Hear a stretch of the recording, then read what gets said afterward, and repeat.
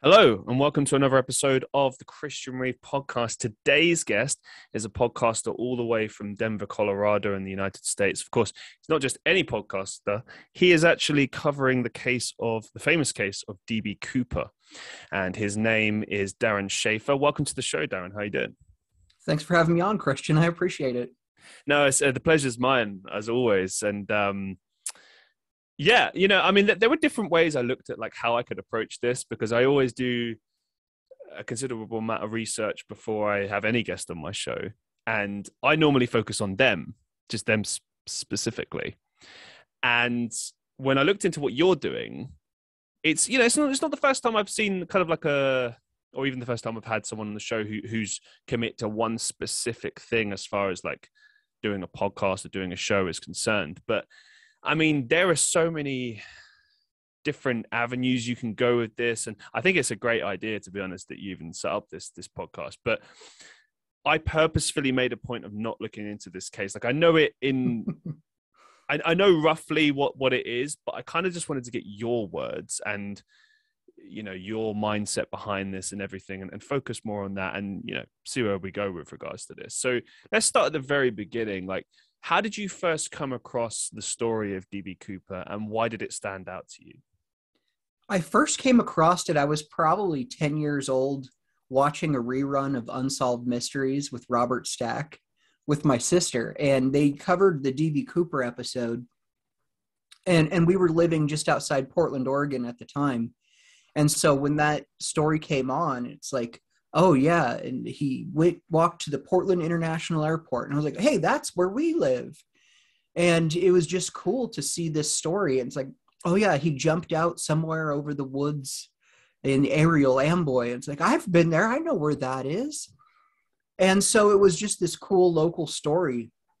And as I got older, my wife and I moved to Woodland, Washington, where it's the closest town outside the drop zone. So where he jumped would be these tiny little communities. They have a name, but I wouldn't really call them a town. And so Woodland's the closest to that. There's this little crazy dive bar out in the middle of the woods called the Aerial Store. It's been since shut down since the owner and her son passed away. But it was just like a time capsule. You'd go there and like, how does this meet any sort of modern food and health safety regulations? But it was a cool place. And they would have a D.B. Cooper days every Thanksgiving weekend. And the place would be absolutely packed, cars parked on the street. And then you'd have to walk through the woods at night to get there. Just a crazy, wild time. Is this, because I was looking into your profile online, is this the D.B. Cooper convention thing that you've got pictures of you being at? Is that what that is? Or is that something? No, that actually predates that. There's been a couple of different D.B. Cooper conventions. The first one was the Symposium in 2011 that Jeffrey Gray sort of put together. Then you had one in 2014, I believe, that was just sort of the smaller conference-y get-together. And then Eric Eulis created CooperCon, and 2018 was the first year for that. 2019, I spoke at CooperCon. Oh, cool. 2020 was canceled for obvious reasons. And 2021, I hosted the event. Oh, wow. Congratulations. There you go. That's a bit of progression there for you. Yeah, it is. Yeah, no, I just want to quickly explore that. Like, and I have some rough ideas, some obvious ideas of how it might transpire. But like in your own words, like what are the Cooper conventions like? And like, what do you guys actually get up to? Like break down like what a Cooper convention is like. The Cooper convention is mostly, it's just an opportunity for all of us amateur Cooper sleuths to sort of get together in person. For me, the conference is all about the social events after the conference, where I just sit around and drink beers and BS about D.B. Cooper with some of the other people. But the conference itself will be a number of guest speakers who will talk about their theories on the flight path or the Tina Barr money, or let me tell you about this suspect and why he's good and why this suspect is bad. Yeah, and I mean that's kind of what I figured it would be, but it's really cool that just in general, any kind of like fandom for anything, you know, you get a group of people together and you're like really passionate about this one thing. And like, for example, I can relate in the sense that I went to for the very first time a professional wrestling like watch along here in the UK, and I'd never been to one, and it was like just a standard sports bar, which I'm not really into sports, so I don't really tend to. Well, I don't go to them, to be honest. Yeah, but other than football here, I don't really watch much. But I went there at a ridiculous time because obviously American pay-per-views here in the UK are at like 1 a.m. And it was cool as hell, you know, just a group of people, like-minded people who all like, you don't have to explain anything to people, or you don't have to be like, oh, I like this thing because of this. It's like, no, everyone's just there. They know what they like. So you can just get straight into it. And that makes it easier, I suppose, to connect with people as well. Like even just making friendships, you can be like, you know, you obviously talk about the thing that you shared interest that you have, but then you end up just talking about other things and making friends and Oh yeah. And some of it's, you know, Bill Rawlins, who lives on the West Coast, or I'm sorry, who lives on the East Coast in Boston. I've talked to him online many times. I've talked to him on the phone, and then just getting to sit across from the table with him and BS, it was just really great. Awesome sauce. I can't believe I said that on the podcast. That's a weird little saying that I've say in real life, but there you go. They slipped out. Awesome sauce. One of the things I wanted to ask you beforehand was, did you like sort of purposefully move to these specific places that happen to be related to the case, or is that just coincidence? Or like, it's just total coincidence. Sure, you didn't just sort of say to your wife like, oh, we should move here, and she's like, why here? And you're like, it's just nice in the summer, you know. We moved there because it was cheap and I was poor back then. So hey, fair enough, man. That's why we moved there. I believe you. I really do. For those listening, I'm winking at Darren right now.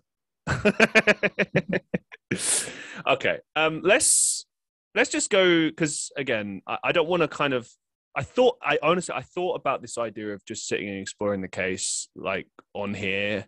I really did think about that. But to be fair, that's what your show is. And to be honest, it'd be better to just go and listen to Darren's show if you want to hear that.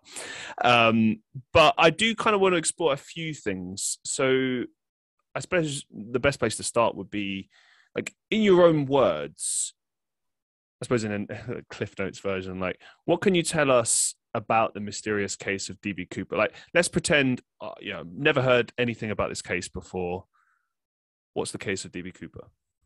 The case of D.B. Cooper is November 24th, 1971, the day before Thanksgiving. A guy identifying himself as Dan Cooper walks up to the gate agent at the Portland International Airport. He buys a one-way ticket to Seattle. The only ID you needed at that point in time was the gate agent said, "What is your name?" And the guy says, "My name's Cooper, Dan Cooper," just like that. And so the gate agent writes on the ticket, Dan Cooper. He's one of the last to board the plane. He sits in the back of the plane. Shortly before takeoff, he hands a stewardess a note. She hilariously assumes it's just another businessman hitting on her. So she just throws the note in her purse. He sort of notices this and he's like, "Ma'am, you better have a look at that note. I have a bomb." He's hijacking the plane. He wants $200,000 and 4 parachutes ready for him before they land in Seattle. He requests 2 front chutes and 2 back chutes. Back chute would be your main parachute and front chute would be your reserve. Northwest Orient Airlines agrees to his demands. They spend some time in the air. They land on the ground. He gets his $200,000 and his 4 parachutes. He lets the passengers off the plane. It's important to know the passengers did not know the plane was being hijacked until they got off the plane on the ground in Seattle. So he was able to keep that quiet between the stewardesses and the pilots. And then the pilots just relayed all the information. Now on the ground, he has a new destination for them. He wants to go to Mexico City, but more important than where he wants to go, he tells them how to fly the plane there. He wants the plane to be flown no higher than 10,000 feet. The cabin will remain depressurized, landing gear down, flaps set to 15 degrees, and he wants the plane to take off with the aft staircase down. Now, when the pilots heard this, they weren't even sure if the plane could fly with the aft stairs down, nevertheless take off. So they call into air traffic control. Air traffic control says, we have no idea. They call Boeing, and Boeing says, yes, actually, that plane can fly with the aft stairs down. We've tested it. And so the pilots tell Cooper, all right, we still won't take off with the aft stairs down. We don't believe it's safe because the plane's full of fuel. Cooper tells them he disagrees with their assessment, but he will lower the stairs in flight. Under the conditions he asked for, they don't have enough fuel to make it to Mexico City. They talk about a couple different refueling stops, agree to refuel in Nevada. The plane takes off approximately 7:50. The plane lands in Nevada close to 10 p.m., and Cooper is not on board. Somewhere between Seattle and Reno, Nevada, he jumped out of the plane with the money and the bomb, never to be seen or heard from again. One of the most interesting things about Cooper, in my opinion, is that he only exists for 5 hours. He only really exists from 2:50 until 8:50, around when he disappears. Definitely Tommy Wiseau, 100%. A man just could be. A man randomly gets like, I mean, where does that guy get all of his money?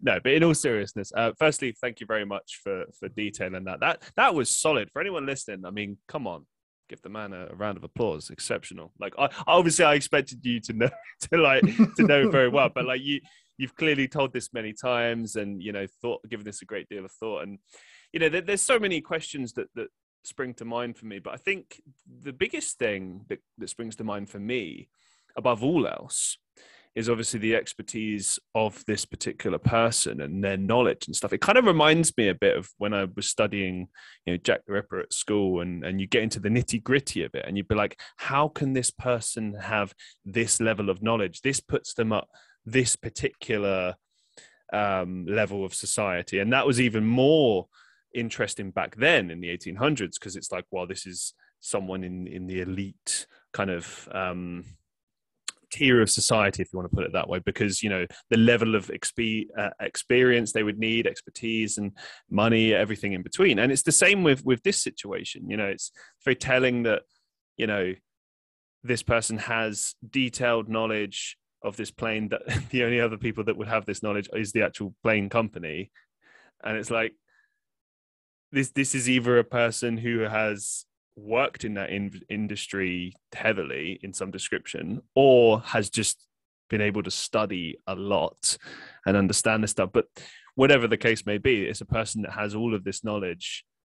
And then, I mean, I don't know, it's kind of neither here nor there, but it's just interesting from the perspective of the classic whodunit or mindset of like, who is this mysterious person that would have this knowledge? And, I mean, I know there's many, many different possible suspects and different ways you can go with it, but everything kind of makes sense to me when it's laid out that way, as far as like who this potential person could be and their intentions and everything. Like when you were laying that out, one of the things that made total sense to me is, keep as few people knowing about what's going on as possible, so that you can divert from panic and keep control of the situation. It makes perfect sense.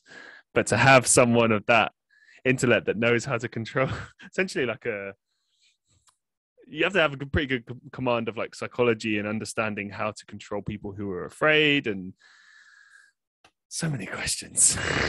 Oh yeah. And he's famously calm, cool, and collected the entire time. When the stewardesses are interviewed about him immediately after the skyjacking, I'm going to paraphrase this, but they said he was never unkind. He was always polite. He got frustrated when we were on the ground at one point, but he was never cruel to me. And another interesting thing is that flight crew, they were done for the day when they landed in Seattle. So they ended up having to work extra long getting to Reno. And Cooper knew this and requested meals for the flight crew. So as part of his demands on the ground in Seattle, they bring meals aboard the plane for the crew in case they're hungry. And then hilariously, when the plane lands in Reno, he's not on board. The police immediately search the plane with dogs. The dogs end up eating the food that they had brought on board for the flight crew. Oh, I feel bad for the plane staff, man. I hope they got properly, you know. I mean, because it was a different time. So it happened in the 70s, was it? Is that right? Or yeah, earlier? 1971. 1971. So you just know that if that would happen today, like put it into perspective, if that would happen today, there would be counseling for those people. They would be taken care of, you know, in every shape and form. But back then, I reckon it was probably just like a quick conversation. Maybe they might have even been bought a drink afterwards and then back to work the next day. I'm almost willing to put money on the fact that was probably how it translated out. But you never know. You never know. Oh yeah, I believe the pilot did go back to work the next day. The stewardess probably, you know, hey, we're a generous company. We're going to give you 2 days off, and we'll see you back here on Monday. Yeah, I know, right? It's just different time, man. Different time. But I mean, based on everything that you've kind of explored, like as far as the possibilities for who it could be, in your personal opinion, who do you think is the most likely suspect and why? I have no idea. I truly don't know. Like when I started this, I would have told you, yeah, I've read 2 books about this case, and I believe it's Kenny Christensen. And, you know, now I'm 6 years deep or whatever, and it's like I have no idea. There are suspects I like more than others. There are a lot of suspects in this case because there are 2 different police sketches. You have the main one, which we refer to as the Bing Crosby sketch, that came out shortly after the hijacking. He's got a skinnier face. This picture is usually in black and white. And then you have the sketch done a little over a year later, which we refer to as the Bing Crosby sketch, where his forehead's a little bit wider. And that one's usually in color. Both sketches, you can see him with and without sunglasses on, which I like as well. But it's a very generic description. It's a middle-aged guy, mid to late 40s, with swarthy or olive skin. He has the same haircut every other middle-aged man had in 1971. He wore a suit and tie, just like everyone else did on an airplane back in 1971. There's a good chance he had military experience. Well, if you're a middle-aged man from America in 1971, there's a good chance you had military experience. We just wrapped up World War II, and Korea and Vietnam is still sort of going on. So there would be a lot of men that had military experience. So you can fit a bunch of different people into this is the reason why there's so many suspects. But to answer your question, the few that I really like right now are Wolfgang Gossett and Ted Braden. I think both of them are really interesting. You have some other suspects like James Klansnick or William J. Smith that are good suspects also, but it's kind of like, well, what's the motive for them to do this? With Wolfgang and Ted Braden, it's like, okay, well, I could sort of see the motive for these guys. But one thing I wanted to do with the show when I first started, and I believe I've been able to pull this off, is every one of these suspects has just an absolute crazy interesting story. Richard McCoy, you know, I don't believe he's Cooper, but his story is absolutely incredible. Barbara Dayton, she is a D.B. Cooper suspect, the first woman to get gender reassignment surgery in Washington State. She was born Robert Dayton and then transitioned in 1969. She's sort of unhappy with her life. It's not going the way she wanted, so she wants to prove she's still this like hard-ass, badass dude. So she dresses back up like a man, does the hijacking, basically throws the money away because it was never about the money, and continues to live her life. So I wanted to sort of cover all of these suspects on the show in sort of their best evidence. So the listener gets to decide, okay, which suspect is good and which suspect is not good. It's up for you to decide, not me. Yeah, let's talk a little bit more about that. So your show is actually called the Cooper Vortex. And as you say, you're exploring basically everything connected with the case. Yeah, so specific suspect episodes. I don't doubt in the very early beginnings, you sort of just explored, the sequence of events, and then you obviously look at witness accounts, et cetera, et cetera, et cetera. But why dedicate a podcast entirely to D.B. Cooper? Like, what's your kind of end goal with this? What are you trying to achieve with this? That's a great question. So it started out, my wife bought me this book, Skyjack by Jeffrey Gray. And I was always sort of just kind of interested in Cooper. I thought it was a cool story. It was very local to us. Interesting, not something I was obsessed with. And then I get this book, Skyjack, and I'm reading it, and I'm just like, this is such a crazy story. There's so much more to this than I knew. In Skyjack, it sort of leads to this other book. And by then, Skyjack was maybe 3 years old or something. And so I thought, well, okay, that other book must be out. So I ordered that one, read that next. And then just, all right, Amazon has 17 books on D.B. Cooper, so I'll read all of them. And that also coincided with, I started this new job where I work completely alone. And I work, or I'll listen to 40 to 60 hours a week of podcasts and talk radio. Wow. And I'd get on Apple Podcasts and I'd search D.B. Cooper. And there were, 40 different shows. This is back in like 2015. There were 40 different shows that had done one episode on Cooper. True crime shows, conspiracy shows. And they were all exactly the same. It was 2 or 3 hosts. They would do 20 minutes on the skyjacking itself. They would do 20 minutes covering 3 different suspects. And then the hosts would agree their favorite suspect. Boom, they solved the case. I was so far ahead of what these people were doing. Like, I'm like, okay, you got this detail on the skyjacking wrong. That detail's wrong. You're mixing up the backstories of these 2 suspects. And I just started like fast forwarding through parts of it. And I was just like, okay, I guess I just want to hear their opinion on the case. And I started listening to this podcast about Mormonism called Naked Mormonism by Bryce Blankenagel. And when the show started, he was like driving an interstate battery truck or something like that, and had this podcast on the side. And it became successful enough for him that he was able to quit his job and podcast full time.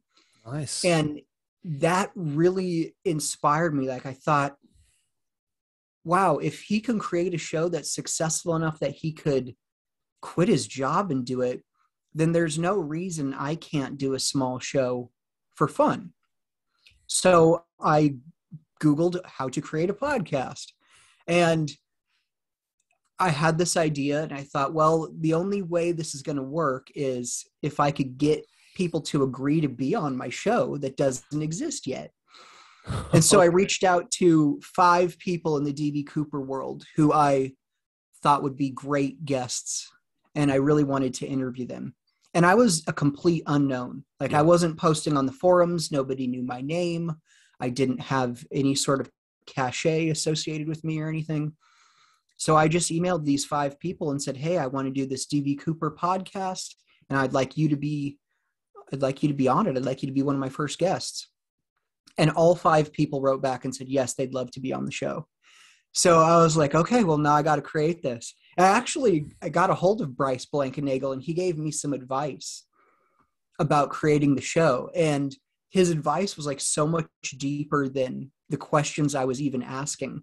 Because I remember him saying like, well, what's your end goal with this? Are you going to be like speaking at conferences? Are you going to be an authority? Are you going to be selling D.B. Cooper merchandise? And I was like, no, the goal is to collect all of these stories in one place and then you can consume them there. And he was like, okay. And, a few years later, here I am hosting these D.B. Cooper conferences. So he knew more about it than I did at the time.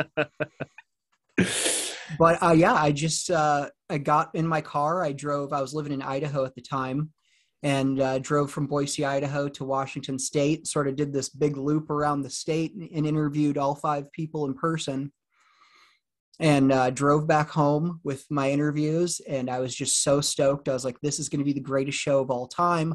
I'm a genius. I'm the greatest. And then I tried to edit the show and I couldn't do it.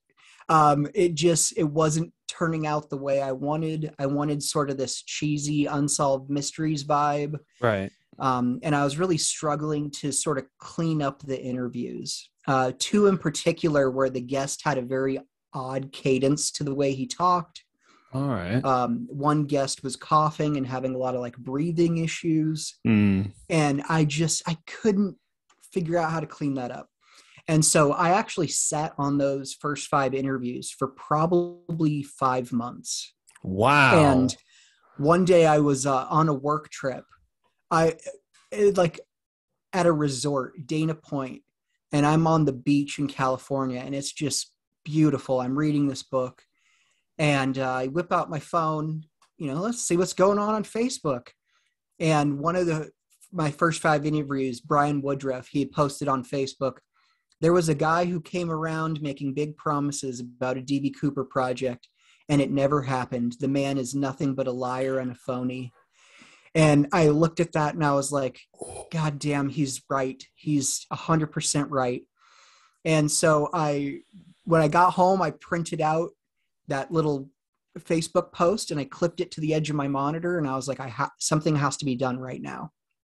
And I reached out to Russell Colbert, who I worked with him probably 8 months prior, something like that. And that sort of ended badly, but I knew that he went to school for audio video production and wanted to be doing that, but wasn't. And so I reached out to him and I was like, hey, meet me at this bar. I've got something I want to say to you. And he was like, okay. I mean, like we weren't friends. Like we hung out at work, but outside of work, not at all. And now we don't work together. So that's where our relationship was. And I met him at the bar and I was like, hey, I started this project. I have these 5 interviews. This is what I want. I can't do it. And I have nothing to offer you except I'll put your name on it as well. Mm. And he was like, okay, let's do it. And I was like, really? And he's like, yeah. So I gave him those first 5 interviews and he got them back to me real quick, like a week later or something. And I was like, this is exactly what I wanted. Like, this is so perfect. And I started listening to him. And in a couple of those first 5 interviews, I got into gossip with my guests. Okay. Like inside D.B. Cooper gossip, like what's going on in the forums. And there's this drama online that happens all the time. Oh, and right. One guest in particular, we got real heavy into it. It was so juicy. And it was like 20 minutes of this. And he was naming names and saying this and that. And it was amazing. And when I got him back from Russell, I was listening to that episode and I got to that part and it was missing. The whole thing, he just completely cut it out. Oh, no. And I was like confused. And so I called him and I was like, hey, man, why did you cut that part out? I thought that was the best part of the interview. And he says, you think it's the best part of the interview because you know all these people and you care about this inside drama with this. Oh. But the show isn't about the drama inside the D.B. Cooper world. The show's about D.B. Cooper, right? And I was like, yeah, I guess you're right. I see your point. And he was like so set in his ways about it where I was like, I'm not even going to argue it. He's doing me a favor. So I'll just go with it. And looking back now, that was 100% the right thing to do because I think if I would have gone down sort of that gossip road, I'd have a lot of guests that wouldn't have come on the show. But I'm a little bit confused because, like, is the drama related to okay, so these people, they know a lot about this. Let's call it the Cooperverse, which is what you call Cooper Vortex, Cooperverse. People are saying verse these days. Cooperverse. They know a lot about the Cooperverse. They have a lot of information about this. Now, don't get me wrong. I see it in professional wrestling. People argue over opinions. It's like, oh, well, this is my favorite wrestler. Oh, well, you're stupid for liking this wrestler. And it's just like, what? But people argue about anything these days. Movies, music, it doesn't matter. So I get that. I'm not going to ask you that. But like, what is the drama about with regards to specifically D.B. Cooper? Is it like, oh, this person doesn't know what they're talking about? They don't pay attention to the facts. They don't read the right books. Was it something like that? Or was it just like these people had met each other and they didn't like each other? Like, I'm just a little bit confused how drama was able to surface in what is essentially like just like a factual thing. Like, you can have different opinions on the case, but ultimately it's, okay, these are the facts that we have. These are the different interpretations we have based on the books or whatever resources we have. And, you make up your own judgment, but like no one's right. So it's like, I don't get where can drama be created in that scenario? Where could drama be created? The answer is all of the above to that question. Okay. So there are two main places on the internet where D.B. Cooper people gather. And the original one is the Drop Zone, which is a skydiving forum that has one thread dedicated to D.B. Cooper. And I want to say right now it's like 2,700 pages long or something like that. Wow. And that was the Wild West for D.B. Cooper. It would, you'd post your opinion. This is what I think about the parachute, blah, blah, blah. And then you'd have 6 people say, you're an idiot. You don't know what you're talking about. I've been skydiving for 50 years and I know more than you. And it'd be like, well, you haven't done a halo jump, so you don't know what you're talking about. There was doxing going on that forum. Oh my God. Doxing became a word. There was a lot of aggressive going back and forth. Interestingly, there was an FBI agent who was assigned to the case in the 2000s. So a long time after it happened. And the case is... Hold that thought 1 second. The case is still open as far as it's being investigated still to this day? Not really. In 2016, the FBI closed their investigation. So the FBI is not going to put any more resources into this. No, but that's amazing. Right there, that case lasted from 1971 till 2016. That's insane. Yeah, and they were still putting resources into it up until that time. So I'm going to say it's around like 2008, 2009, you had somebody join the forum whose name was Secret. The letter C, K-R-E-T. Secret. And this person, Secret, got on the forum and was very knowledgeable about the case. So knowledgeable that the people figured out that he had inside information. And he was eventually outed on the forum as an FBI agent, and then was posting under that secret name, but it was known he was Agent Larry Carr, who was working on the case. And so that gave that crazy internet drop zone forum some real legitimacy. And people were sort of asking him questions, and he was answering them, and he was sort of looking for their opinions. I think it was more of like, let me hear what these people have to say, and maybe it will give me some roads I can go down. That's interesting. Yeah. It is interesting. And then he sort of left from there, and it fell into darker chaos than it had previously. And they ended up shutting that down. So they shut the forum down completely. They locked it. And my friend Dave opened up the d.b.cooperforum.com, where most of the people migrated to, but he was a lot more selective in who could be there. So some of the troublemakers didn't make it on to the D.B. Cooper forum. Oh my God. And that makes some people upset too. Like, there's this exclusivity to the D.B. Cooper forum, and to get on, you have to have like a recommendation from somebody who's already on. See, to some extent, though, I can understand that because, I mean, as soon as you said Threads, I immediately just thought of Reddit, right?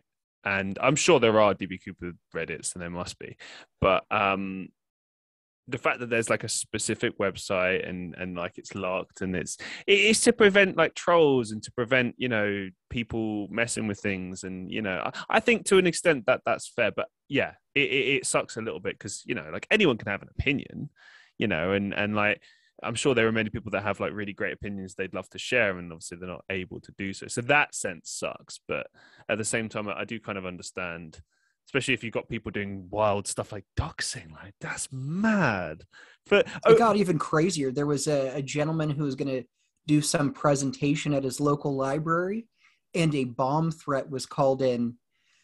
So he couldn't do his... Yeah, so he wasn't actually... Yeah, that had nothing to do with him, but someone called that from... oh, no, I believe it very much had something to do with him.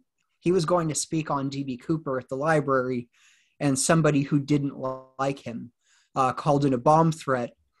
And it gets so crazy, like I don't even know what parts of the story is real and what's not. But then the gentleman who was... I'm trying to not name names here. That's fine. Yeah. The gentleman who was the victim of the bomb threat then pointed the finger at a few others he didn't like. And so then the police knocked on their door. Hey, did you call in a bomb threat at a public library? Because that's a big deal. Jesus. Over D.B. Cooper. All over D.B. Cooper. This is mad. I never expected any of this. I mean, it just goes to show like just how crazy people will get over just opinions on stuff. Basically, if you really break it down to like bare bones, that's what it is. It's like, well, I disagree with you, therefore I'm going to get you doxxed. I'm going to do this to you. Oh yeah, and there's this... I don't know what it is about D.B. Cooper, but there is a plague of people using other people's names online. Right. So, and it's so bad. Like when people reach out to me, I'm like, if you don't call me on the phone or FaceTime, I'm done talking to you because I'm not sure if you are who you say you are. Like, that's how crazy it's gotten. There will be times where I've been talking to two different people, and I start to wonder, are they the same person? And nowhere else in my life does this happen to me where I'm like worried about being catfished all the time. But in the D.B. Cooper world, 100%. I mean, you could go on Bruce Smith's website, The Mountain News. He allows people to post comments on his blog, like WordPress kind of a thing. And goddamn, probably 40% of the comments are under a well-known name in the Cooper world, and I guarantee you it's not that person. I just guarantee you it's not the person making that comment. You know, I've seen myself post on things, and I'm like, I didn't write that. I didn't say that. And it's like, okay, I know it's this person or that person running around using my name. Madness. Absolute madness. What's the most surprising thing you've learned about the D.B. Cooper case? Like that just shocked you, that was just a bit left field maybe, or something like that? One of the things that I can't get out of my mind is the comic book connection. So he shows up, buys his ticket, and you're going to give a fake name if you're going to hijack that plane. It would be pretty silly to give your real name. Yeah, my name's Christian Reeve. Not a good look. Don't do that if you're hijacking the plane. So he gives his name as Dan Cooper. Yeah. Well, there happens to be a comic book that by the name of Dan Cooper that predates the skyjacking. And who is Dan Cooper in the comic book? Well, he's a Royal Canadian Air Force pilot, stunt pilot, daredevil hero.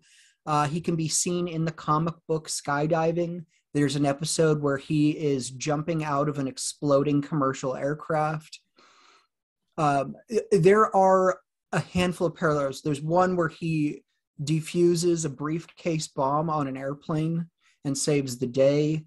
There are just a number of parallels to the D.B. Cooper case and this Dan Cooper comic book that I just refuse to shake. It's too it's too on the nose. I always use the example of if I hijacked a train and I escaped on a skateboard, and then they look at the passenger log and my ticket was under the name Tony Hawk. Yeah. Is that a coincidence or is that an homage to Tony Hawk? Seems like the latter. Yeah, no, I mean, it's got to be, that's where this person took inspiration from. I reckon they just got a kick out of it. I reckon it was just a really intelligent person who had obviously planned this out. I reckon for at least a year they'd planned this out, because something of that magnitude, like there's a lot of risks involved. They knew what they were getting into. I don't even reckon they probably thought it would work. I reckon it's one of those deals, but yeah, I don't believe in coincidence personally. I think it's it's all connected in some shape or form. Another interesting thing about the comic book is it wasn't printed in English until way, way after. It was a Franco-Belgian comic book. I believe it's printed in German and French, and I've seen it in Spanish. Mm-hmm. Cooper, famously no discernible accent, sort of olive-skinned. If he was a French Canadian, where the circulation of this comic book was pretty big.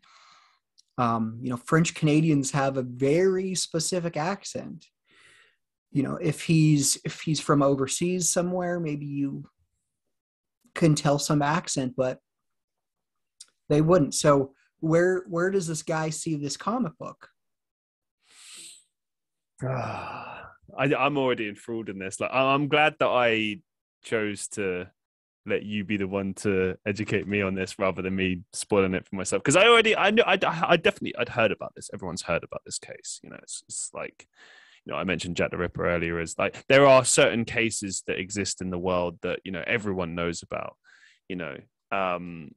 Because of the mysteriousness of them. And that's actually another question I wanted to ask you about, which is, I don't know, I've kind of got two questions for you, and they're both kind of obvious, but I don't know, I'm just curious to get your opinion on them. Firstly, why do you think the case of D.B. Cooper is so popular? And secondly, and this is connected, why do you think in general we're so obsessed with mystery and having to know? Because, as I said before, there's so many different cases. Like, I think of like the Madeleine McCann case here that happened in Spain, this UK case. They actually just closed that down, I think, recently. And, because to me, I look at everything as almost like that expression, curiosity killed the cat. I think we just can't help it. We have to know. It's never enough to just be told, oh, this is how it is. We're like, oh, we always think there's more to it, and a mystery unsolved just drives us nuts in a sense, like we have to know. And that's the thing as well, like true crime is obviously so immensely popular right now.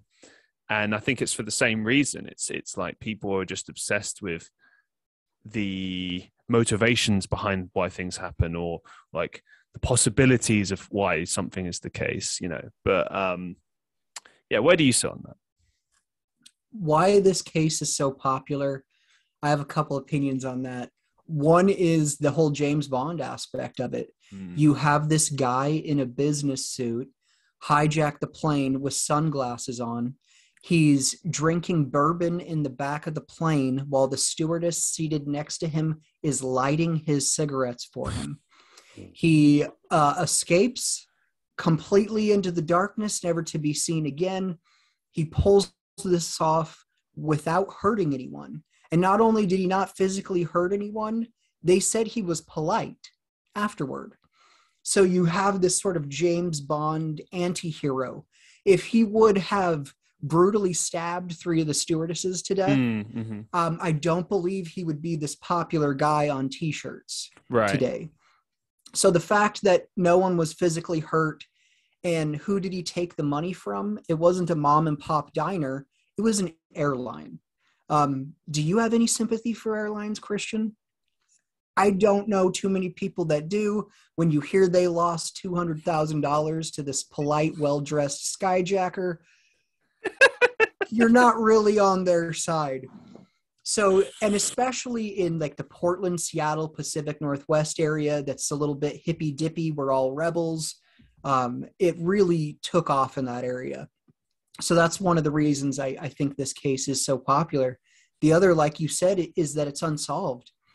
I think of this case as if I'm reading my favorite book of all time. This is the best book. Amazing. I can't wait to read the end. And I get to it and the last 3 chapters are gone. And I have to know how it ends. How does this end? This is an incredible, amazing story. And I don't have all the details, not even all the details. I don't have most of the details. The only thing we know about D.B. Cooper is he got on that plane and he left somewhere. We don't even exactly know where. And that's the only time frame he exists. There's no D.B. Cooper story before he gets on the plane. There's none after. So it's almost like it's the best book I've ever read, but I couldn't read the first few chapters and the last few chapters are missing. It just, I can't let it go. I don't think you ever will either. That's the thing. I've tried walking away. I interviewed my friend Chris Williamson, who has sort of done almost the exact same thing with Amelia Earhart. Oh, cool. And we sort of discovered each other later after our projects were both well established. And he told me, he's like, I've tried walking away from this several times. And I've done the same thing. I've said, okay, I'm walking away from this. And I just get pulled back. That's why they called the Cooper Vortex. Originally, I was going to call the show the D.B. Cooper Podcast because that's how creative I am. But everyone I talked to kept saying the Cooper Vortex, the Cooper Vortex. It sucks you in and you can't escape. And so I was like, well, shit, I have to call it the Cooper Vortex because that's a way better name. Yeah, I think it speaks a lot to, I mean, I mentioned obviously our obsession with mystery and having to know, but I think it's also just us as humans in general, we're always asking questions. You know, I remember when I was at school, and I've said this on the show before, but, you know, I was actively told by teachers, stop asking questions, just accept things, you know, and I was just, I knew as a child that was wrong. I knew that was nonsense. It's like, no, surely that's the point of life, is to ask questions and keep asking questions. And obviously, if you take cases like this, the infuriating but also exciting element of it is you just keep exploring, keep learning new things, and then you have even more questions because, you know, like even when you were laying it out before at the beginning of this podcast, I just had about at least 5-6 different questions just listening to that. And obviously, the more you study something and research something, just you get more and more questions. And I think that's part of the beauty of life in general, and being a human and a human experience is just asking questions and debating each other and just having fun with it. So I totally get that. I think there's 2 types of people. If you see a magic trick and this guy pulls 10 doves out of his ball cap, you're either going to be thinking to yourself for a long time, how did he do that? It's got magic balls. The other type of person is like, wow, that was a cool trick, and walk away and they don't think about it. I don't get that. I don't get that. I've never understood that. Like, I know where you're going with this, but I will just say before you continue, like, I don't understand that. Like, someone listening to this case and they hear, oh, wow, that's amazing. And then they don't have any questions. They're just like, oh, okay, well, that sounds cool. And then they walk away. What? Like, how do you not have 15 questions right there? How do you not want to know? And look, everyone's different. Yes, I know. But still, like, I don't get that. And maybe it's just like people accept things as they are and, you know, their focuses are elsewhere. But I don't know. Like, for me, that's just, I'm same as you. I get obsessive with things. I just can't stop asking questions because it's just fascinating. Yeah, I almost wish I was the person that could just walk away like, oh, that was a cool trick. But no, instead, I'm the guy who's lying in bed at 2:00 in the morning. How did he do that? I got to figure this out. Was there like an official, because you mentioned the case was closed officially in 2016 as far as they're not putting any resources into it, but did they give like an official ruling, or, like a prevailing opinion of, okay, well, this is what we think might have happened, or did they just close it and were just like, meh, whatever? I believe the FBI leans toward the idea that he died in the jump. Yeah, I was going to ask you about that. Because how high did you say that the flight was? It was operating about just above 10,000 feet, was it? Yeah, 10,000 feet. So, okay, I know nothing about skydiving or flying or anything. Do you know much about sort of your chances of survival at that feat? Like how much training you'd need to sort of survive a jump like that? Like, do you know any? Well, this is something I've done a lot of research on, Christian. It's a bit handy, isn't it? The odds are great. If you, first of all, I'll say this: there is no evidence that he died in the jump. Right. There is also no evidence that he survived the jump. So that's where we're at with that. But if you believe he died in the jump, I would point you to Marty Andrede's book, Finding D.B. Cooper, Chasing the Last Lead. Mm. He spends most of that book debating the survivability of the jump. Right. And he uses Allies data from World War II airplane ejections. So young boys up in the air whose planes have been shot down, they jump out of the plane. What are the odds that they survive, make it to the ground alive? And these are, sometimes could be conditions at night in terrible weather, and the wing was shot off and the plane is spiraling, and they jump out. And he found out that there is a 95% chance that they reach the ground alive. And some of those dudes maybe had one practice jump. Most probably only had classroom training on if the shit hits the fan and you have to jump out of your airplane, this is what you do. And the vast majority of them survived. And I talked to a lot of parachutists, and that those people as a group tend to be very cocky, but they all believe, oh yeah, I could totally make that jump. It's no problem. I've talked to U.S. Navy SEALs, U.S. Air Force pararescue, smoke jumpers. They all believe that the jump is totally survivable. There were also a handful of D.B. Cooper copycats, all of which survived their jump. One of which even asked for a flyer on how to use a parachute. He survived that jump. So, in my opinion, there just seems to be so much more supporting the idea of he survived the jump. No one's found a dead body. I believe 100% he survived that jump. If he pulls his parachute and lands in a tree, then at the very least, we would have found his parachute right away. If he's a no pull and lands in the ground and magically the ground closes up on top of him and we just weren't able to walk across that one piece of land, I don't believe it. They had like 300 people march through the woods a few months after looking for a body, a parachute, anything. And they actually found the body of a teenage girl who had gone missing like a decade prior, but I don't believe she was a D.B. Cooper suspect. I've got a really wacky out there theory, but I'm just curious to see what you think of this. Is there a theory that D.B. Cooper never existed at all and that it was a conspiracy between all of the people working on the plane at all? Yes, thank you for bringing that up. That theory sucks. I hate it. It's gone. Yeah, no, I do think it's flawed completely, but I'm just intrigued, like as a concept. There's two theories that I'm just not willing to listen to that basically says you don't know anything about this case. One is that Cooper never existed, and he's sort of the figment of the flight crew's imagination, and they split the money. Right. So you have 6 or 7 people you'd be splitting the $200,000 with. Pilot back then was an exceptional job. Those dudes made great money. It's still a good job today. If you talk to someone who was a stewardess back in the golden age of flying back then, they all tell you the same thing. They loved the job. It was a great job. How many gigs were there for a 22-year-old woman in 1971 that would allow you to fly the world and be glamorous at the same time, to go to Italy on the weekend for free.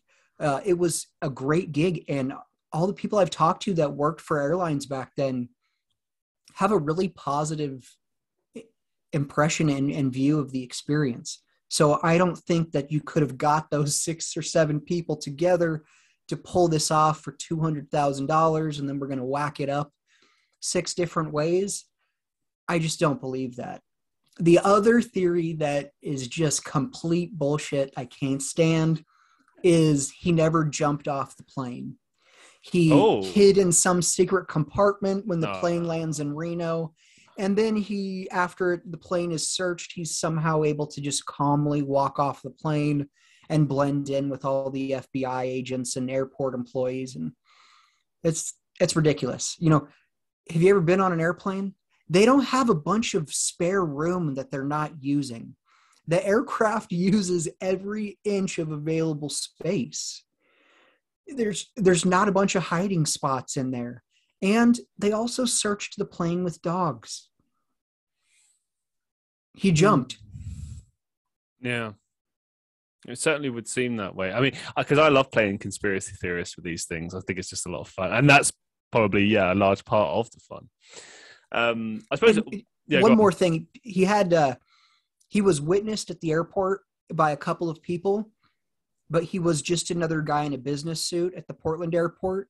So the only really witness description is, I remember seeing that guy. He sat over there. That's all I have to say. And Bill Mitchell was one of the only passengers to get a good look at him. And he was flying home from college. He was going to school in Montana, I believe. He was going to school at Oregon State.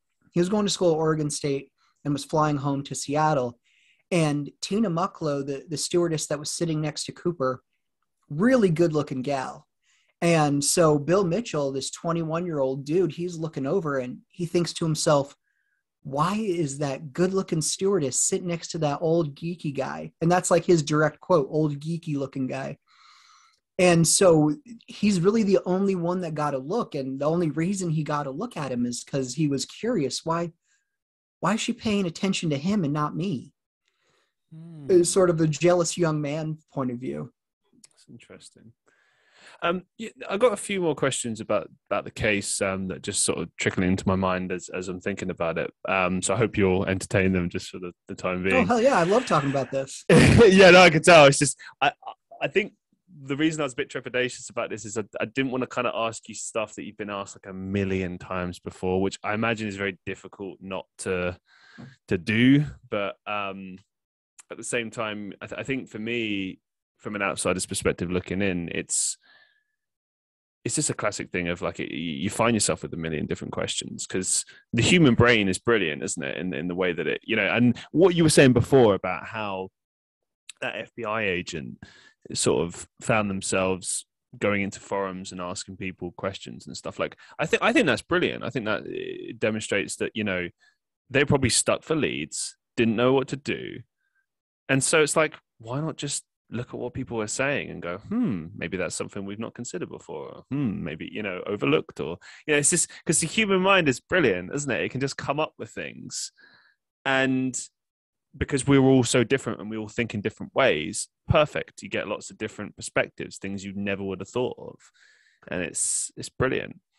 One question I wanted to ask is okay, so presumably there are theories about, he survived the jump. So then what next? Like, is there any ideas as to like what his route might have been thereafter, the plan? Because I mean, look, you got £200,000 in cash. You got to conceal, the fact that you're parachuting from a plane, commercial flight. It's how do you get away? And also, here's another thing as well. And this kind of reminds me of I don't know why, but I kept thinking of the Shawshank Redemption, the movie, for some reason, when the main character sort of comes out and starts going along the country and taking out amounts from every bank and closing the accounts. But the reason that works, at least in the storyline perspective, is that he's cleverly put little amounts in all these banks And then, he's just going one by one, closing the accounts and then moving forward. And obviously there are things like paper trails and stuff like that, but he was very careful to cover his tracks.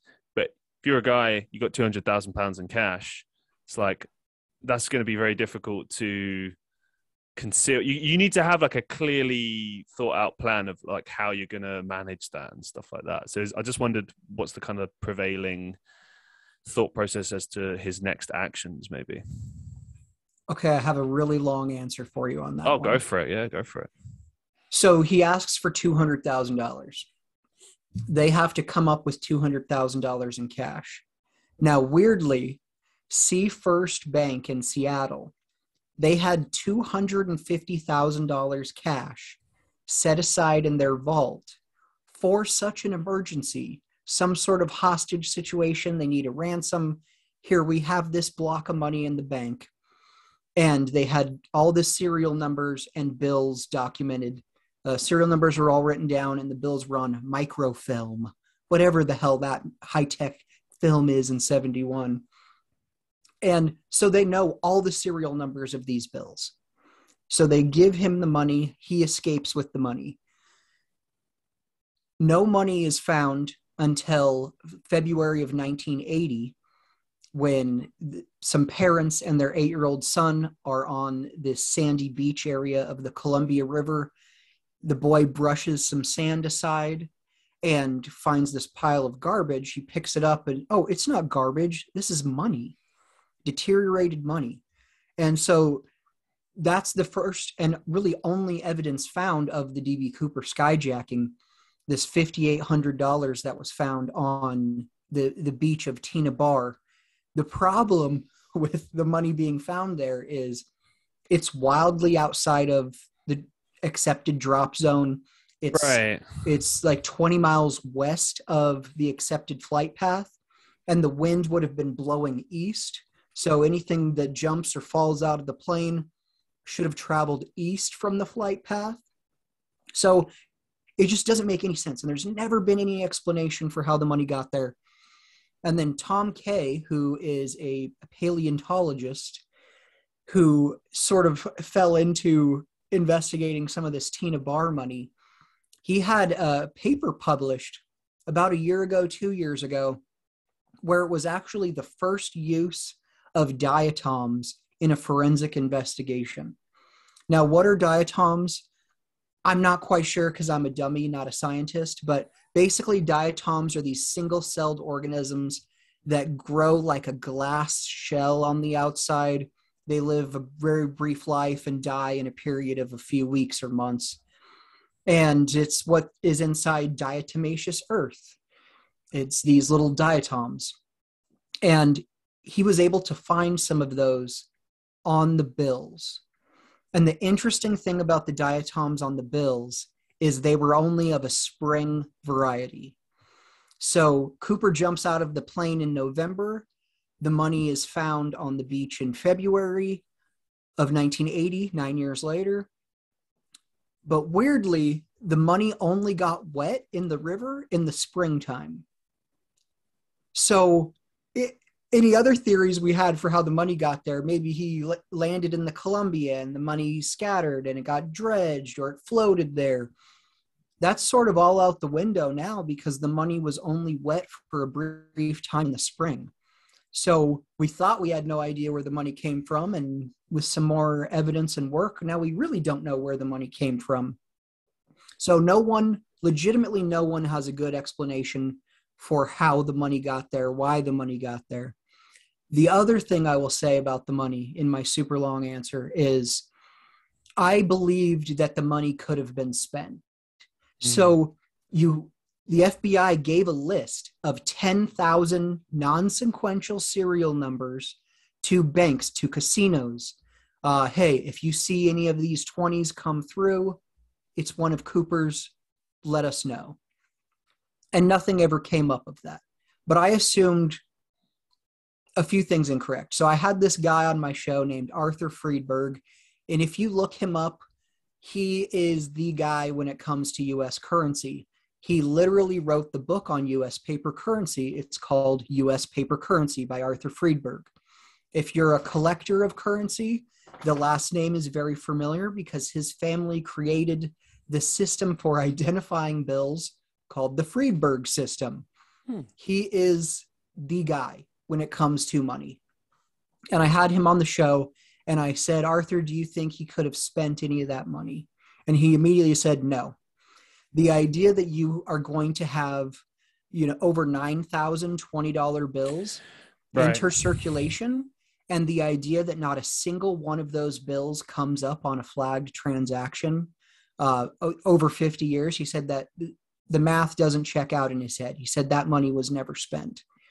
And I really wanted to disagree with him, but, here I am sitting across from a guy who obviously knows more about money in the United States and how it moves around than me. And I told him, well, what if he took the money to Haiti or to Canada or to Costa Rica, where you could probably spend U.S. currency? Yeah, well, what about like spending money on the black market, something like that? So not officially, because I imagine with that amount of money and in those quantities, you'd have to spend it in nefarious ways in order to not arouse suspicion. Most likely, that's true. But if I am able to launder my money through your fake smoothie business or whatever, and that money gets into other people's hands, and then Johnny ends up going to buy a new Fiesta ST in cash, but one of those bills was a Cooper bill, so then it gets flagged. So it's not just you spending the money and it gets flagged. It's 37 people down the line spending that money. That becomes a part of a flagged transaction. They look at those serial numbers. None of them are associated with any crimes. So I really don't believe at this point in time that the money was spent.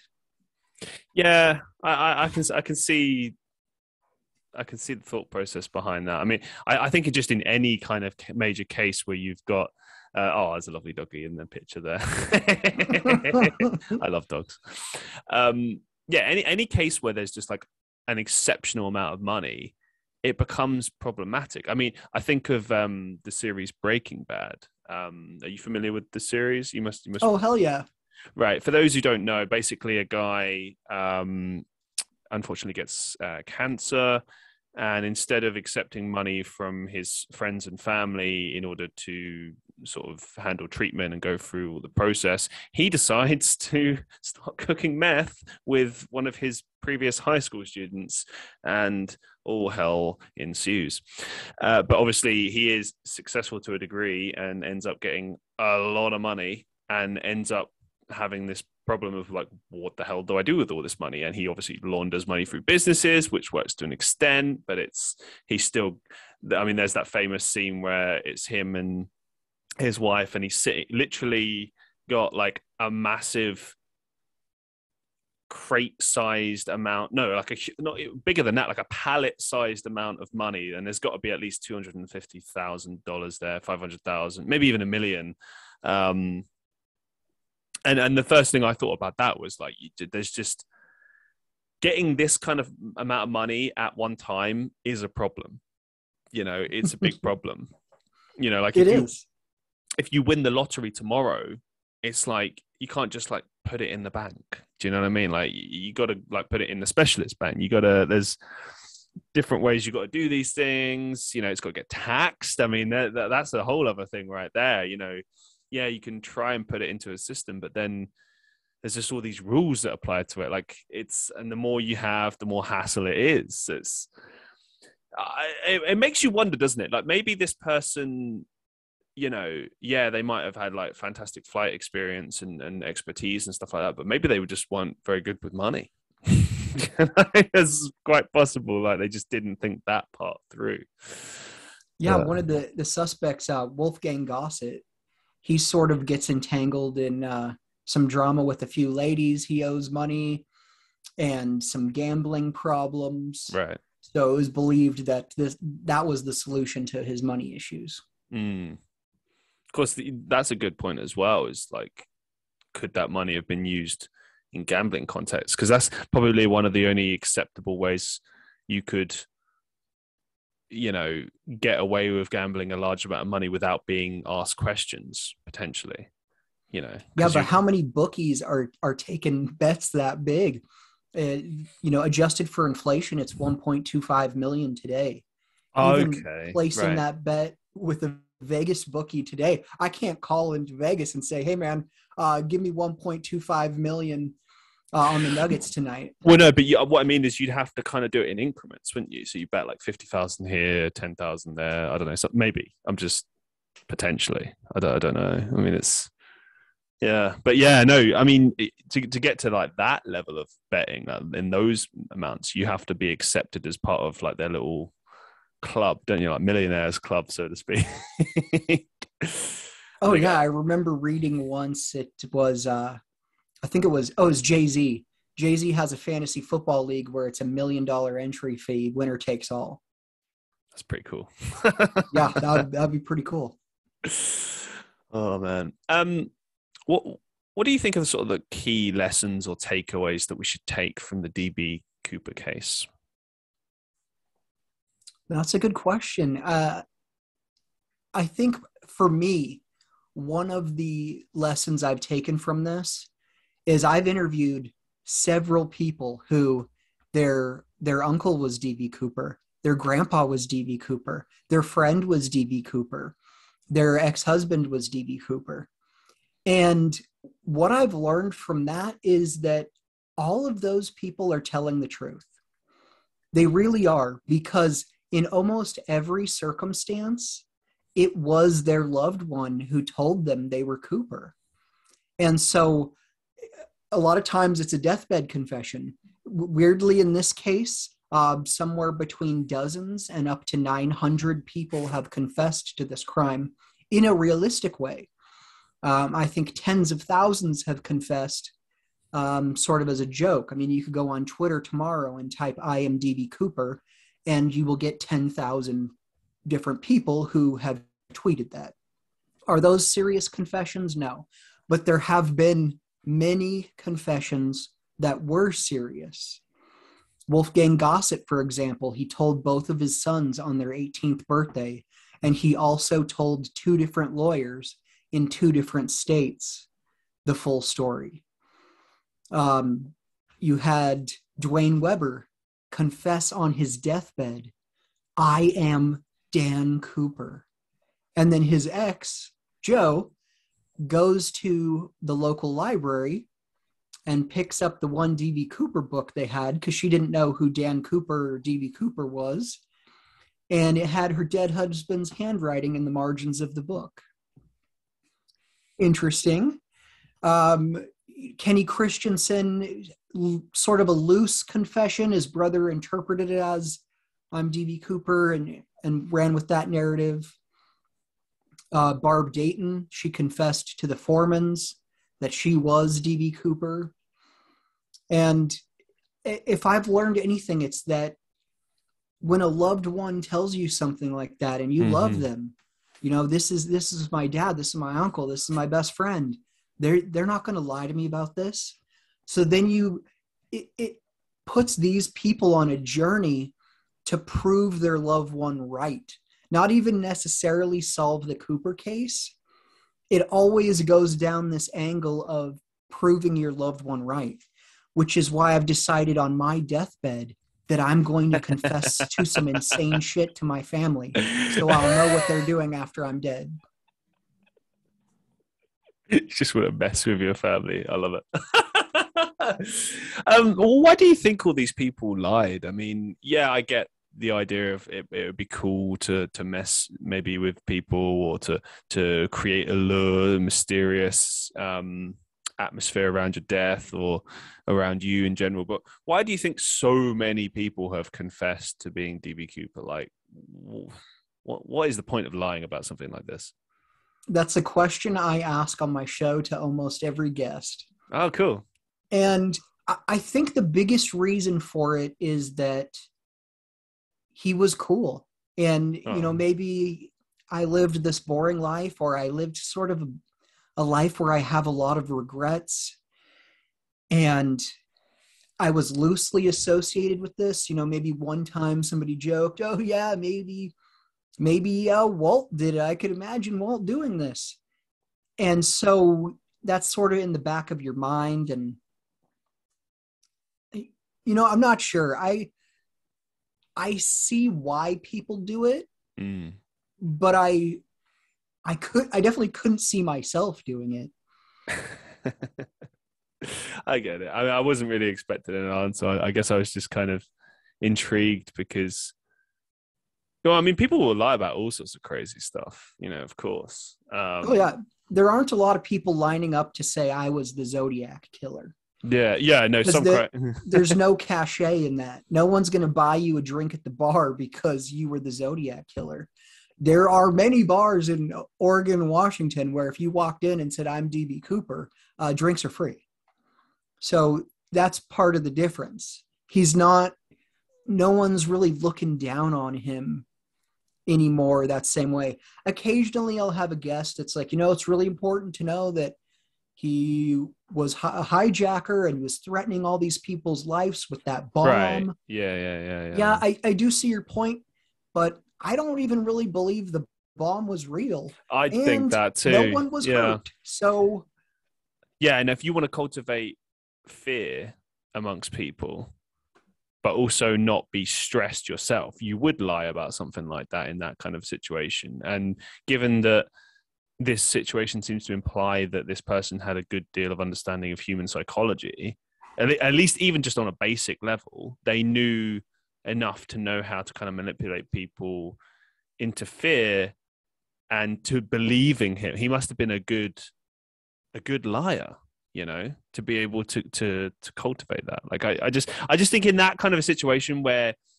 it is possible there could have been a bomb, but I just feel like that's too much going on to think about, like you got a bomb on top of everything else. And also, okay, it's different time, but it would have been very difficult to smuggle a bomb on a plane, even then. Not impossible. It's a different time. I don't think it was difficult then at all. Nobody looked at his luggage or anything. Richard McCoy did a copycat skyjacking approximately 6 months later. He brought his own parachute on the plane. So there's that. Wow. Now you get aboard a plane and you see someone with a suspicious briefcase and a parachute. I don't know about this guy. You're close to 300,000 downloads for your show on Podbean. I checked it the other day. It was about 296,000. So round up, nearly 300,000.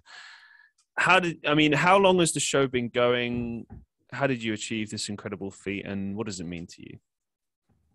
I've been doing the show. Hold on. Let me let my dog out of the room real quick. So for those listening, got this lovely... What breed is the dog, actually? I'm just wondering. All right. Sorry about that. How unprofessional of me. What breed is the dog? She's a German Shepherd. German Shepherd. Lovely. Yeah, I recommend those who listen to the show to go check out the video version of the podcast on Spotify and YouTube, and you can see glimpses of the dog. I've been doing the show a little over 4 years now, almost 5 years. That's amazing. And my original goal for the show was I thought I would do around about 20 episodes because I thought, who could do more than that on D.B. Cooper? Not even me. And my goal, like numbers wise, I thought I would love it if I could get 1,000 downloads total out of those 20 episodes. Right. It would be a success in my book. And pretty quickly, it became a little bit more successful than I thought. So at first I thought the only audience that I have are the 37 people arguing about it online every day. I know that they'll listen to it, but I don't know anyone else that will. And I don't really have any sort of means or avenue to promote anything other than like my own Facebook page. And so doing the interviews, I really loved doing it. And I have always sort of fantasized about being a guest on somebody else's show. I know that sounds like really goofy or narcissistic, but no, as just a huge radio fan, I always oh, what if I was sitting on the other side of this interview? Like, that'd be so cool. So I thought, okay, I'm going to reach out to a bunch of different podcasts and see if they'll have me on, because I like doing this. And so I reached out to a bunch of shows, and basically no one got back to me, except for this one show that I had actually listened to a bunch of their episodes, Mysterious Circumstances with Justin Rimmel.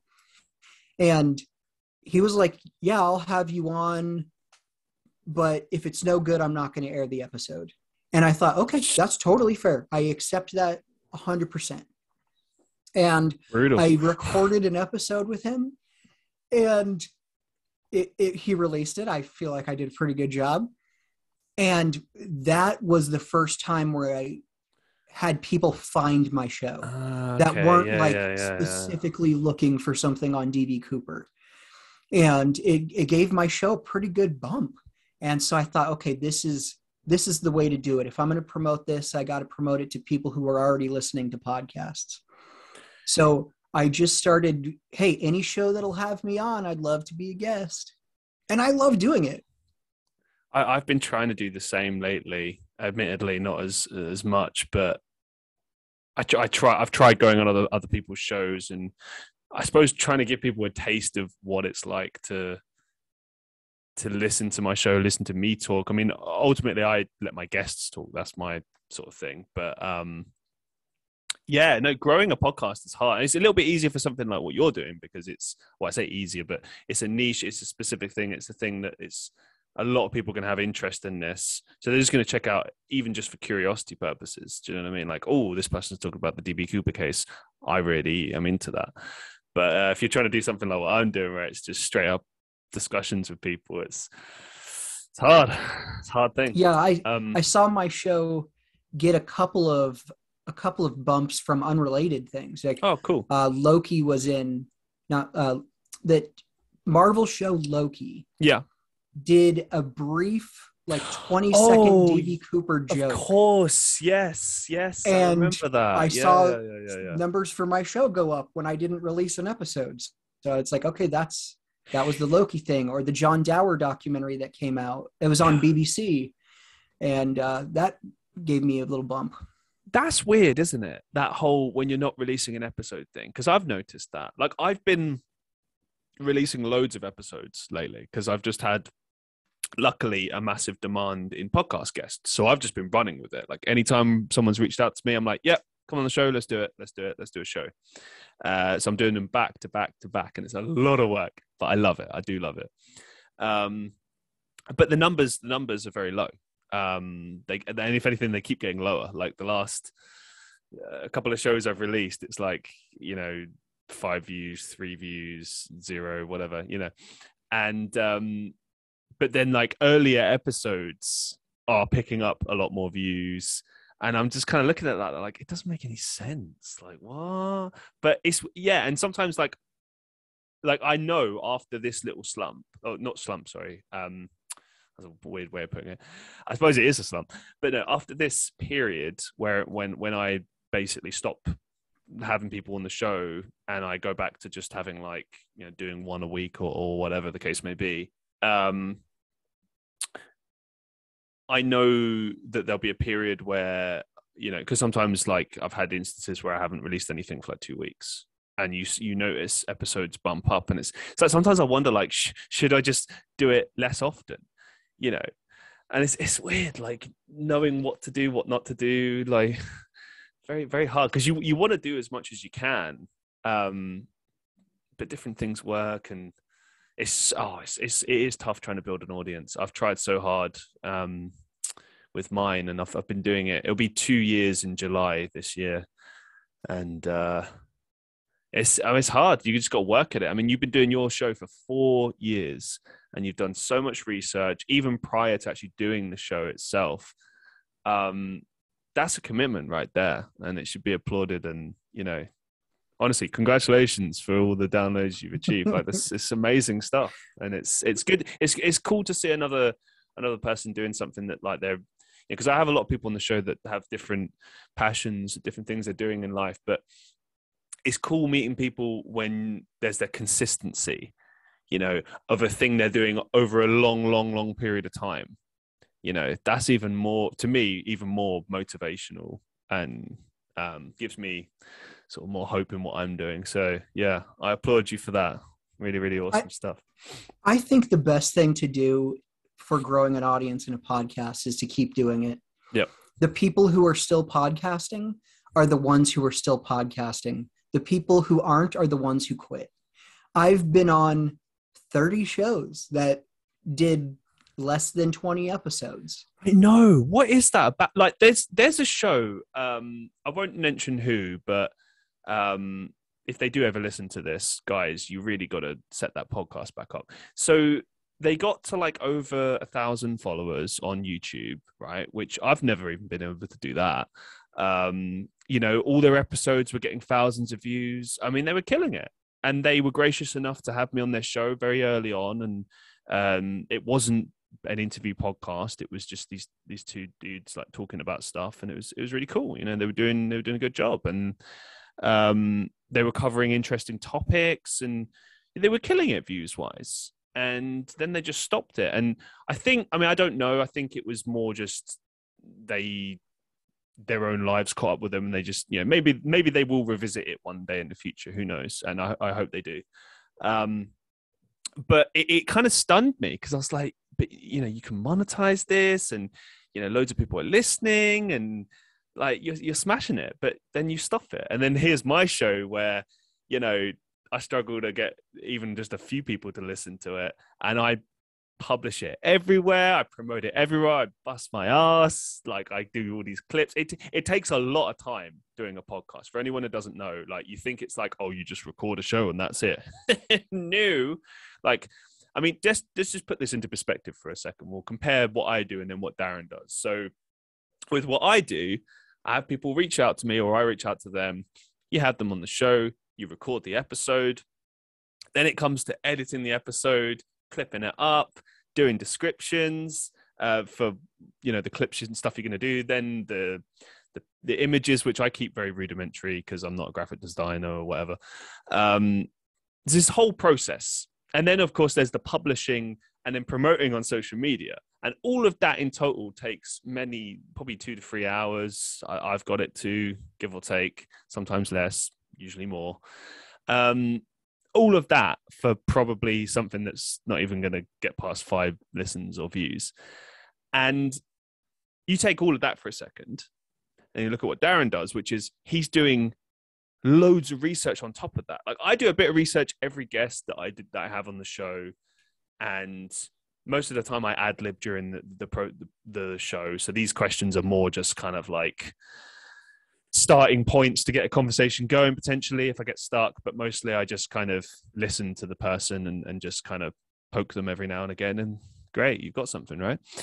But with what you're doing, it's like a step further, because it's like, not only is the research an integral part of what you're doing, but it's something you have to keep revisiting, and you have to keep doing, and then you have to do research for the guests you're having on your show on top of that. And then it's just like, there's so much more work involved. And I can't even remember my original point. Yeah, there's just a lot of work involved in it. There is a lot of work involved. And most of my guests, I'd probably 70% of my guests have a book to promote. And every single one of those, I read the entire book before the interview. Wow. Even the ones that are horrible. And I've read some horrible, terrible books that I would never recommend.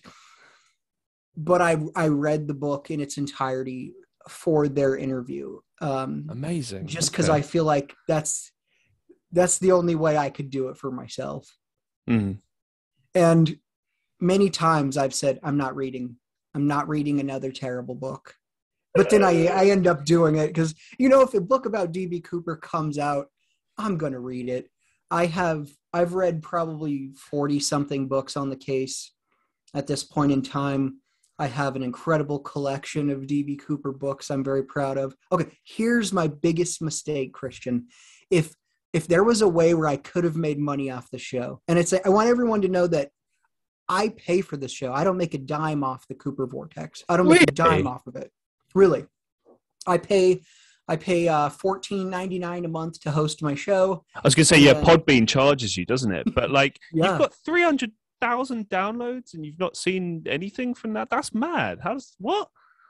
They were sponsors or something?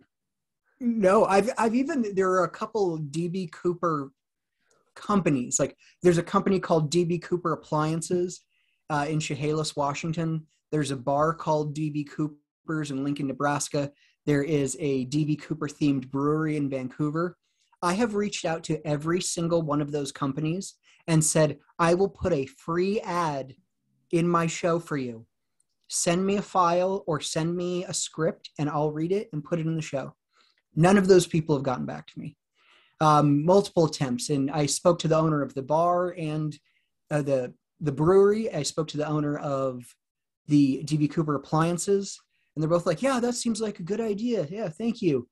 And then they just never follow through. I feel your pain, honestly. It's the same thing for my show. I use Anchor as my distribution service, which I think it's recently been acquired by Spotify. And it's great. I recommend it. It's a really good tool. It enables my podcast to be distributed on a bunch of platforms, and then I'll also upload on YouTube. And I'd say I don't live in the States, I live in the UK. And for Anchor, you can only monetize your platform in America. And it always has this little asterisk where it says, like it will be available in Europe. Like I've tweeted them several times, like, oh, when's it going to be made available in Europe? When can I monetize in Europe? And they're like, oh yeah, we're working on that, both times. And then they say, have you tried pitching it? Right. And of course, look, I don't have a big listenership. If I had like even just 100 people listening regularly, I would of course pitch it. I'm a businessman. Like I know how to pitch things and how to, I do marketing for a living and such. So I know how to do this stuff, but I've got nothing to pitch. It's like, who wants to support a show that, 1 week gets like 5 views, another week gets 100 views, 1 week gets 0 views. Like that's too unpredictable. That's not a listener base. That's, and don't get me wrong, I'm not saying there aren't listeners, because I know there are. And thank you so much for the people that do listen. But the fact of the matter is, it's not consistent. Even if it were like 20 people every week consistently, that's something you can suggest to people, right? So that's one aspect to it. And I remember one company one time reached out to me and were like, yeah, we saw your podcast on YouTube, we want to sponsor you, blah blah blah. I was like, great, brilliant. And then they're like, oh, can you please show us your views or listens for the audio version of it? And I was like, okay. Because I was a bit confused. I was like, well, they've asked about the YouTube version, but now they want to know about the audio stuff. And I was like, whatever, it won't take me long. But I did actually spend time like doing mock-ups of images and graphs and all the statistics for that particular point in time. Sent all this stuff to them. They never had the decency to get back to me, even just to say no. Like if you're going to reach out to someone and be like, hey, we would like to support you, and then on a business sense, and then you just don't bother to get back to them. Like, I'm not being funny, but your business is trash if you do that. I'll never work. Like if this podcast is successful one day and takes off in the future, and that company reaches out to me again, best believe I'm going to be ignoring you, because it's just like, that's so unprofessional, And like those instances you gave of those of those companies that said, oh yes, they're going to get back to you, and then they don't. It's like, come on, man. Like, I mean, you were offering to do it for free. Yeah, because I wanted the idea that there was a d.b. Cooper themed business to be advertising on the show. I didn't care about, the $50 that they would have given me or whatever the number was. I had I'll try to be vague about this. Okay. I had a podcast network reach out to me and was like, hey, we want you to be an exclusive on this network. Yep. And instead of like offering me money or this is what you'll get in the future, their pitch was, you'll get more listeners if you become exclusive to this. And I'm like, that just doesn't make sense to me at all. And I was like, okay, No, I had this movie company, production company, I should say. Okay. I talked with them for a while, and it was sort of serious. They wanted, but it ended up was like they wanted me to turn my show into a series, and then they would take that and then go sell it. And I was just Oh, like, I'm already doing that on my own. yeah. Why would I need you? And I mean, I see you're doing video, but I don't do video because Okay. I only care about the medium of radio, the spoken word. I I'm get like that. this old timey romantic for it. I love it. I absolutely love radio. Mhm. And maybe it's I have a face for radio, so that's why I choose that instead of being on YouTube or something. You look fantastic, sir. Don't worry about it. No, no, I get what you mean. There is some magic to it, and sometimes when I have listened back to my podcast, just to hear how it sounds, audio version, like it almost creates like a different vibe. Like not being able to see the people in a way creates a different vibe, and Larry King famously said, if you are watching a show and they pan to the castle up on the hill, you're looking at it. That's a castle somebody designed to look a specific way. You're seeing their vision of a castle. Yeah. If you're listening to the radio and they say, and then the hero walks up the long drive to the castle on the hill, you imagine a castle on the hill. It's your castle. That's incredible. Yeah. Yeah. Yeah. I mean, it's perfect. Yeah. I think that same can be said for books as well. Just in reading a book versus watching a film, it's up to your imagination, and us humans have incredible imaginations. I mean, we've demonstrated that with this conversation today, as far as like the various different creative ways that people come up with how things can transpire, how this mysterious figure could have gotten away with this crime, and everything in between. So it's the power of the imagination is an incredible thing. Do you like listening to your own show? No. I hate the sound of my own voice. I like listening to my own show. Okay.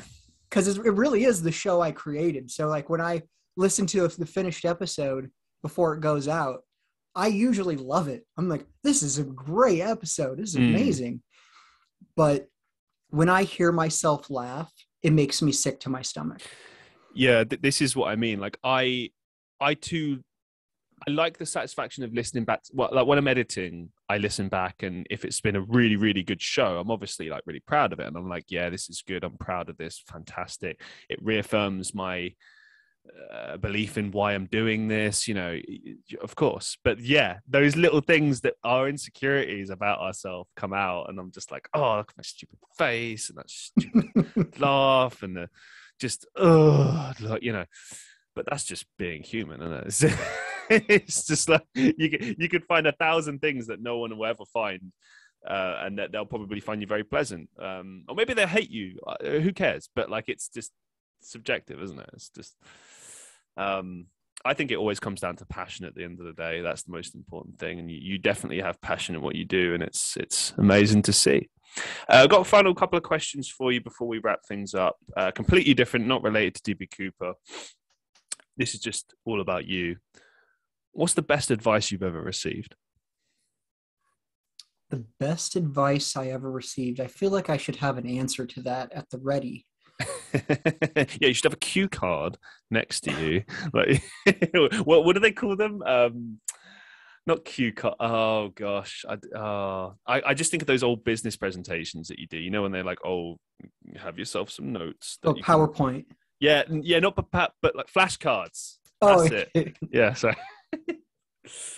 But yeah, I really don't know what the best advice I received. I guess that means I've never received amazing advice before. So like substandard advice. Hey, no worries. Well, forgetting advice for a second, I guarantee you have a question answer to this question. What's the biggest life lesson you've learned so far?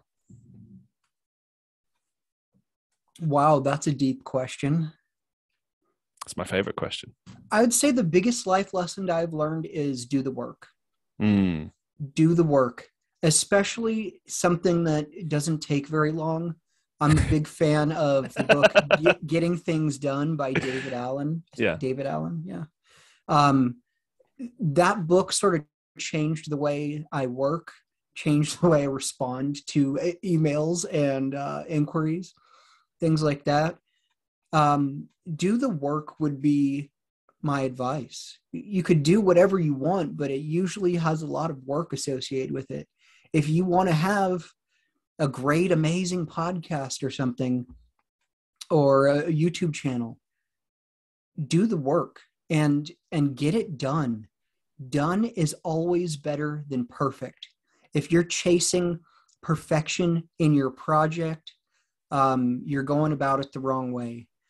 Set a deadline, get it done by the deadline, and then don't wonder, if I would have changed this or that, or if I would have added this, it would have been a little bit better. Move on to your next project and get to work. Solid stuff. Thank you so much for sharing.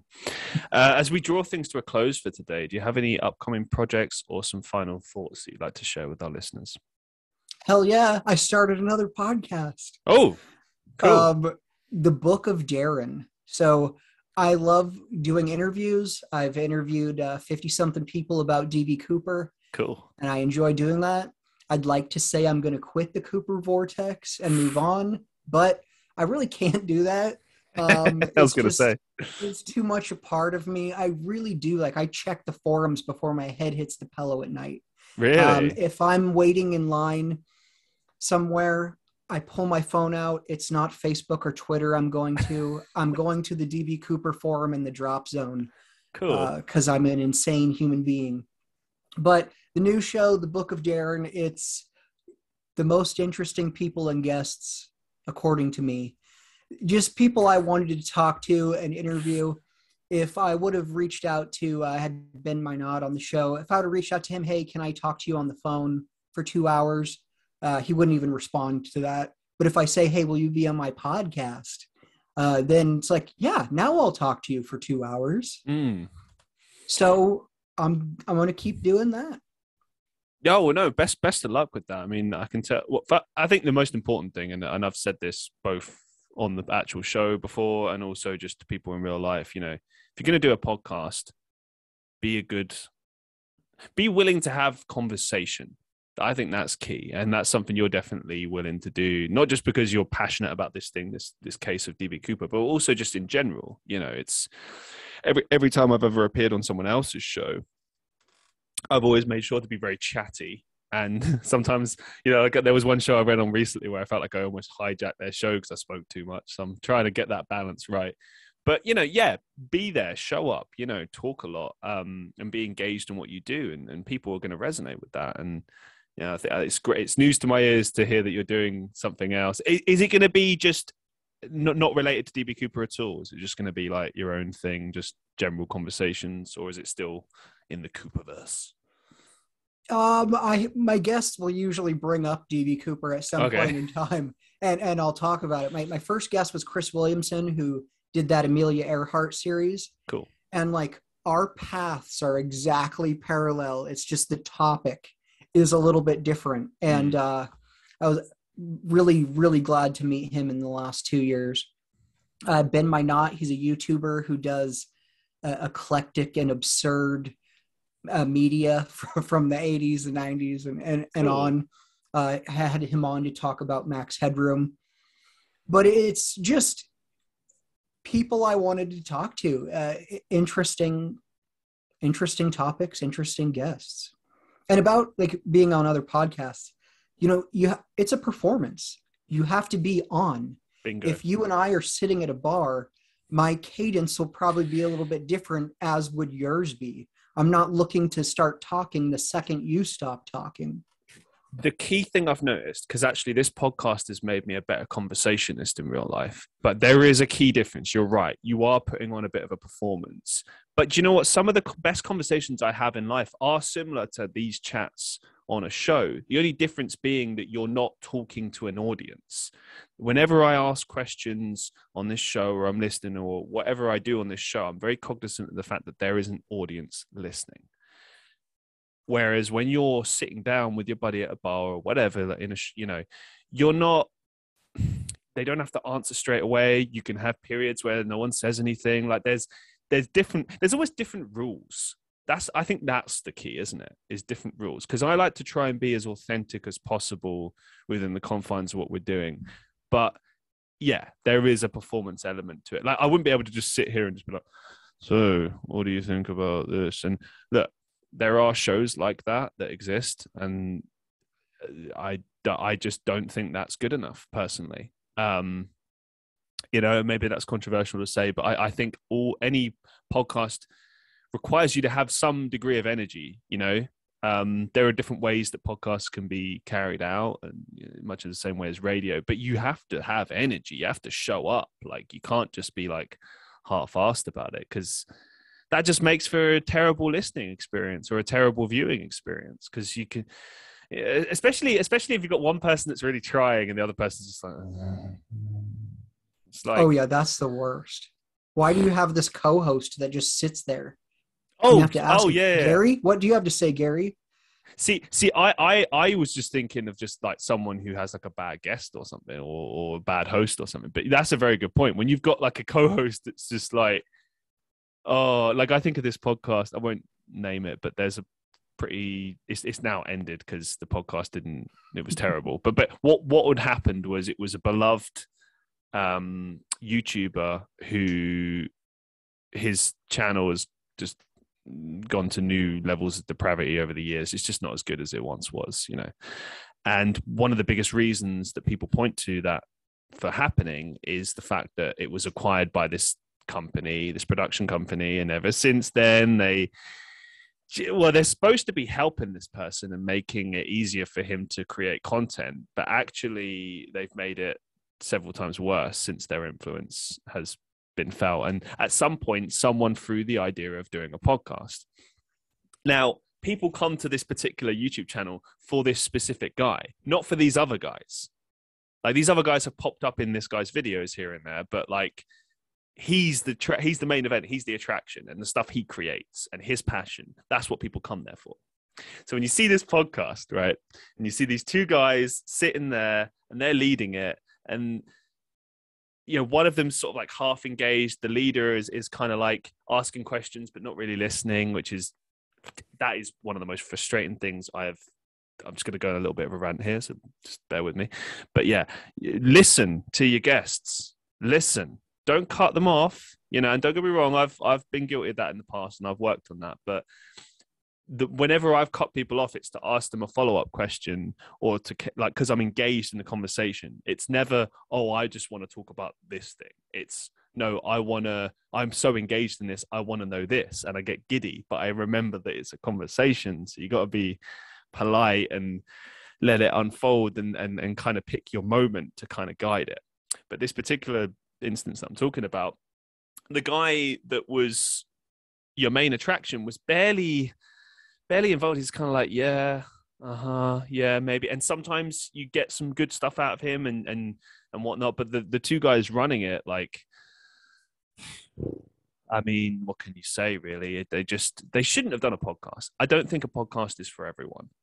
I know it's a very popular form of content to create and to do, but it takes a hell of a lot of planning and a lot of research. And I'm just speaking to the listeners. I know you know all this, but it's you got to think about these things, and you got to trial different things. It took me a while to work out what my format was and what my structure was. And, because at first I thought I was just going to kind of share stories with other people and just kind of banter a bit, or I don't know, interview them a little bit, but I don't know. I was still figuring it out. But then it clicked, like, no, I should explore these people's lives, but show interest and be engaged, try to ask the right questions, occasionally share stories in an effort to connect. And sometimes it will be a back and, like, every episode's different. Like, that's the deal with my show, is it's some episodes, it's just all about that other person and I just guide it. Sometimes I'm the one guiding it because the other person's a bit quieter and I've got to kind of push a bit more, and that's fine. And sometimes it is just back and forth, and you see where it goes. But the point is, it's different every time, and it's different because I'm focused on how my guest is and letting them kind of lead it, not take control, but you adjust accordingly, just like you would in real life, in a real life conversation. And I think that's key, is looking at it like that, like adjusting to the people that you have on your show, still trying to achieve your goal ultimately, but adjusting to them rather than trying to force on them your idea of how this conversation should go. Oh, I think that's very well said. I sort of do the same thing. I'll have written down sort of a roadmap of where I want the interview to go. It's going to start here, and then we're going to weave over here and then finish over there. And, they'll say something in the middle like, "Oh yeah, and then this happened." And I'm, whoa. Tell me that part again. And it's something, I don't want to say I'm great at it, but it's something I've definitely gotten a lot better at in the last few years, is sort of doing a better job listening, realizing where they're going and realizing where I want this to go. And sometimes you have a guest where it just throws you completely off. They change topics mid-sentence and like, okay, enough about the Braves. Let's go back to this D.B. Cooper thing. Oh, it's hard, isn't it? That's a hard one. I've done my best to kind of move around that, but it's tricky being able to navigate that, because you don't want to be rude.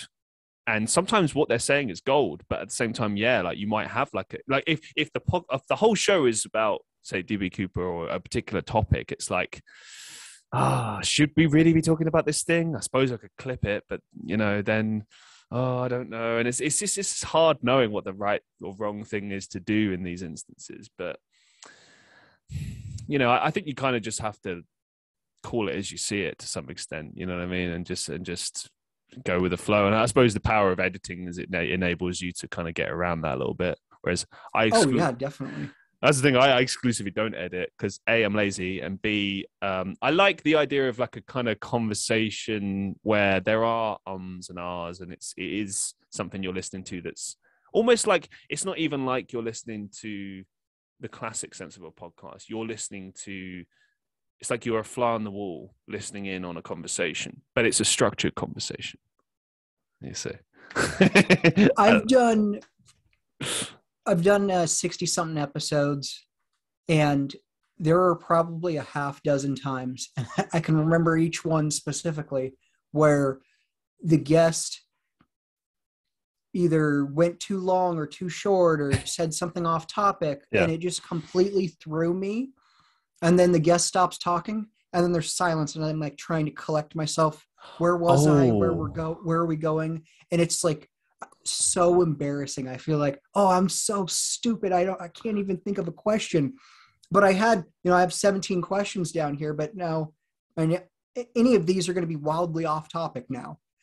So that's where editing definitely saves me, where I can look a little bit smarter than I actually am.